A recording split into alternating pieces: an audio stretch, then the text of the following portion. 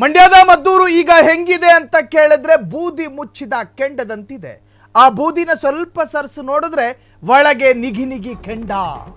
ಬೂದಿ ಮುಚ್ಚಿದ ಕೆಂಡದಂತಿದೆ ಮದ್ದೂರು ಪಟ್ಟಣ. ಯಾವುದೇ ಘಳಿಗೆ ಯಾವುದೇ ಕ್ಷಣ ಏನು ಬೇಕಾದರೂ ಆಗಬಹುದು. ಕಳೆದ ರಾತ್ರಿಯಿಂದ ಕೋಮು ಗಲಭೆ ನಲುಗಿದ ಮದ್ದೂರು. ಸದ್ಯ ಪರಿಸ್ಥಿತಿ ತಹಬದಿಗೆ. ಪಟ್ಟಣದಲ್ಲಿ ಭಾರಿ ಬಂದೋಬಸ್ತ್. ಹಿಂದೂಪರ ಸಂಘಟನೆಗಳಿಂದ ನಾಳೆ ಮದ್ದೂರು ಬಂದ್ಗೆ ಕರೆ. ಮತ್ತಷ್ಟು ಸೀಮೆಎಣ್ಣೆ ಸುರಿತೀರೋ ಏನೋ. ಮುಂಜಾಗ್ರತಾ ಕ್ರಮವಾಗಿ ಮತ್ತಷ್ಟು ಭದ್ರತೆಗೆ ಮುಂದಾದ ಜಿಲ್ಲಾಡಳಿತ. ಗಲಭೆಗೆ ಸಂಬಂಧಪಟ್ಟ ಹಾಗೆ 20ಕ್ಕೂ ಹೆಚ್ಚು ಜನರನ್ನ ಬಂಧನ ಮಾಡಲಾಗಿದೆ. ಇದು ಪೂರ್ವ ನಿಯೋಜಿತ ಅರ್ಥಾತ್ ಪ್ರಿಪ್ಲಾನ್ಡ್ ಕೃತ್ಯ ಎಂಬ ಮಾಹಿತಿ ಇದೆ. ಪೊಲೀಸರು ತನಿಖೆ ನಡೆಸಿ ತಪ್ಪಿತಸ್ಥರ ವಿರುದ್ಧ ಕ್ರಮ ತಗೋತಾರೆ. ಅಹಿತಕರ ಘಟನೆಗಳು ನಡೆಯದಂತೆ ಮುನ್ನೆಚ್ಚರಿಕೆಯನ್ನ ಕೊಡಲಾಗಿದೆ, ಜೊತೆಗೆ ಎಚ್ಚರಿಕೆ ವಹಿಸಲಾಗಿದೆ. ಮದ್ದೂರು ಗಲಭೆ ಬಗ್ಗೆ ರಾಜ್ಯ ಹೋಮ್ ಮಿನಿಸ್ಟರ್ ರಿಯಾಕ್ಟ್ ಮಾಡಿದ್ದಾರೆ. ಈಗ ಮದ್ದೂರು ಬೂದಿ ಮುಚ್ಚಿದ ಕೆಂಡದಂತೆ ಇದೆ. ಎರಡು ಸಮುದಾಯ ಶಾಂತ ರೀತಿಯಲ್ಲಿ ಇದೆಯಾ ಅಂತ ಕೇಳಿದ್ರೆ ಇದೆ ಅಂತ ಹೇಳೋದಕ್ಕೆ ನಾಗರಿಕರಿಗೆ ಸಾಧ್ಯ ಆಗೋದಿಲ್ಲ. ಎರಡೂ ಸಮುದಾಯದಲ್ಲಿ ಕಿಡಿಗೇಡಿಗಳು ಖಂಡಿತ ಜೀವಂತವಾಗಿರ್ತಾರೆ. ಅವರ ಮನಸ್ಸೊಳಗಿನ ವಿಕೃತತೆಗಳು ಒಂದು ತರಹದ ಏನು ಹೇಳ್ತಾರೆ ತಹತಹಿಸುತ್ತಾ ಇರುತ್ತೆ. ಒಂದು ಕಾತರತೆಯಿಂದ ಕೂಡಿರುತ್ತೆ. ಏನು ಮಾಡೋದು, ಎಲ್ಲಿ ಕಲ್ಲು ಹೊಡೆಯೋದು, ಇನ್ನೆಷ್ಟು ಜನರನ್ನ ಟ್ರಿಗರ್ ಮಾಡೋದು. ಆ ತಹತಹಿಸುವಿಕೆಗೆ ಒಳಗಾಗಿರುವ ದುರ್ಬಲ ಮನಸ್ಸುಗಳು ಹೊಂಚಾಕಿ ಕಾಯುತ್ತೆ.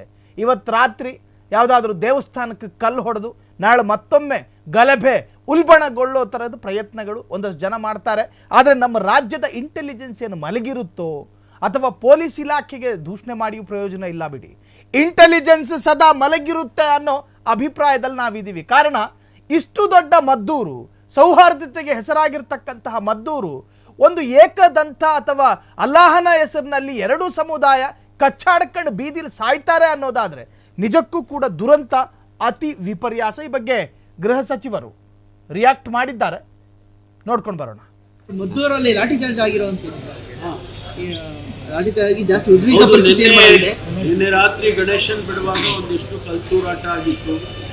ಅದರಲ್ಲಿ ಈಗಾಗಲೇ ಸುಮಾರು 20 ಜನರಿಗೂ ಹೆಚ್ಚು ಜನರನ್ನ ಅರೆಸ್ಟ್ ಮಾಡಿ ಅವ್ರ ಮೇಲೆಲ್ಲ ಎನ್ಕ್ವೈರಿ ನಡೀತಾ ಇದೆ. ಈ ಮಧ್ಯದಲ್ಲಿ ಬೆಳಿಗ್ಗೆ ಪ್ರೊಸೆಷನ್ ಮಾಡಿ ಅವರು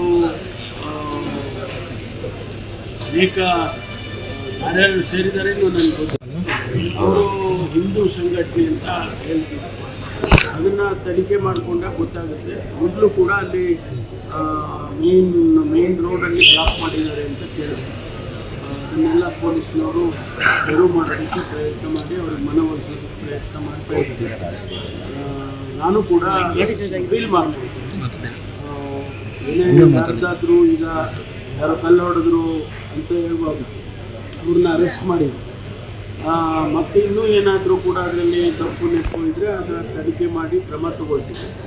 ಅದರಿಂದ ತಾವು ಸಹಕರಿಸಬೇಕು ಅಂತೇಳಿ ಯಾವ ಸಂಘಟನೆಗಳು ಈಗ ವಿರೋಧ ವ್ಯಕ್ತಪಡಿಸ್ತಾ ಇದ್ದಾರೆ. ಅದು ಅವರಿಗೆ ನಾನು ಮನವಿ ಮಾಡ್ಕೊಳ್ತೇನೆ.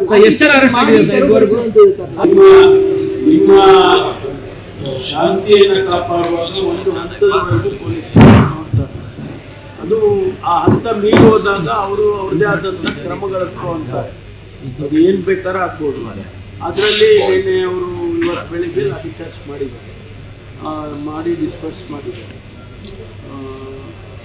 ಮುಂದೆ ಈಗ ನಡೀತಾ ಇದೆ. ಇನ್ನೂ ಏನು ಸರ್, ಕಲ್ಲು ತೂರಾಟ ಪೂರ್ವ ನಿಯೋಜಿತ ಕೃತ್ಯ ಅಂತ ಚಲುವರಾಯಸ್ವಾಮಿ ಅವರು ಹೇಳಿರೋದು ಸರ್. ಅವ್ರ ಮಿನಿಸ್ಟ್ರು ಅದನ್ನ ನಾವು ವೆರಿಫೈ ಮಾಡ್ಕೋಬೇಕಲ್ಲ. ಪೊಲೀಸ್ನವರು ತನಿಖೆ ಮಾಡಿ ಮಾಡ್ಕೊಳ್ತಾರೆ. ಅರೆಸ್ಟ್ ಮಾಡಿರೋರು, ಅವರು ಕಲ್ಲು ಹೊಡೆದಿರೋರು ಅವರೇ ಆದರೆ ಅವ್ರನ್ನ ಕೇಳಬೇಕು ಯಾಕೆ ಕಲ್ಲು ಹೊಡೆದೆ ಅಂತ. ಅದಕ್ಕೋಸ್ಕರ ಅದೆಲ್ಲ ತನಿಖೆ ಆಗುವಂತೂ ಏನು ಹೇಳಕ್ ಬರಲ್ಲ. ಕ್ಷಣ ಕ್ಷಣದ ಸುದ್ದಿಗಳಿಗಾಗಿ ಫ್ರೀಡಂ ಟಿವಿ ಸಬ್ಸ್ಕ್ರೈಬ್ ಮಾಡಿ, ಲೈಕ್ ಮಾಡಿ ಹಾಗೂ ಫಾಲೋ ಮಾಡಿ. ಹೊಸ ಸುದ್ದಿಗಳ ನೋಟಿಫಿಕೇಶನ್ಗಾಗಿ ಬೆಲ್ ಐಕಾನ್ ಮೇಲೆ ಕ್ಲಿಕ್ ಮಾಡಿ.